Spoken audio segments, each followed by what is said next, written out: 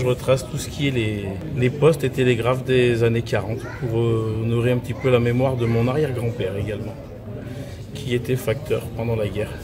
Il y a eu beaucoup de résistance pendant la guerre. En fait, les facteurs ont fait beaucoup, par exemple, de rétention de courrier pour éviter les dénonciations de juifs, des choses comme ça.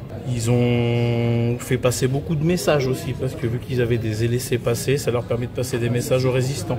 Tout ce qui a été télégraphiste, sous l'initiative de Robert Keller, qui était un ingénieur des PTT à Paris, il a organisé une session d'écoute sur les lignes Paris-Metz et Paris-Strasbourg, en faisant en sorte que les lignes continuent de fonctionner pour les Allemands, pour écouter les Allemands et transmettre des messages aux résistants. Il a été dénoncé en fait en 1944 et a été déporté en 1948, le 20 décembre 1944, et a été déporté.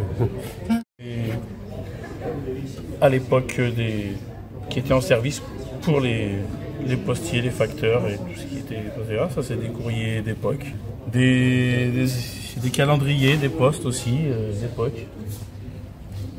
Je suis en tenue d'hiver de facteur, la tenue d'été étant ici. Prenez des postiers auxiliaires, ce qu'on pourrait appeler les contractuels de nos jours en fait. Et donc ils mettaient juste un brassard avec une sacoche pour distribuer le courrier. Ça, c'est un pèse-lettres d'époque aussi qui permettait d'affranchir le courrier. C'est un mandat postal. Voilà, avec la sacoche. Les mandats postaux se mettaient dans la petite sacoche qui elle-même allait dans la grande sacoche de facteur. Ça, c'est un Ausweis. C'est qui permettait aux facteurs de se déplacer, d'aller en zone libre, en zone occupée, de se déplacer en fait. Il leur fallait ça pour pouvoir le faire. Voilà, ça, donc c'est les 3 téléphones qui sont là sont de l'époque, donc ça avant-guerre et pendant-guerre. Celui-là est arrivé pendant la guerre. Et celui-là est le même modèle que celui-là, mais en modèle mural. Voilà, ça c'est un bulletin des postes d'époque de 1940 en fait. C'est un bulletin postal qui... Enfin, c'est un peu, je dirais, ça explique tout ce qui se passe, un peu la partie, je dirais, les comptes, les choses comme ça, voilà. Ça c'est une nénette de facteur qui servait à relever courrier directement dans la boîte aux lettres de la personne pour montrer qu'il avait relevé courrier, parce qu'on pouvait mettre ses lettres directement dans sa propre boîte aux lettres et le facteur les récupérait.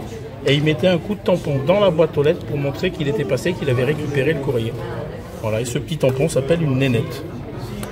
Ça, c'est un vélo allemand de 1943 qui a été récupéré par mon arrière-grand-père pour pouvoir, qu'il a dû le trouver sur le bord de la route, enfin j'ai pas l'histoire exacte, mais qui a été réutilisé par mon arrière-grand-père pour pouvoir faire sa tournée de facteur avec, parce qu'il manquait énormément de matériel pour finir leur tournée pendant la guerre. Voilà.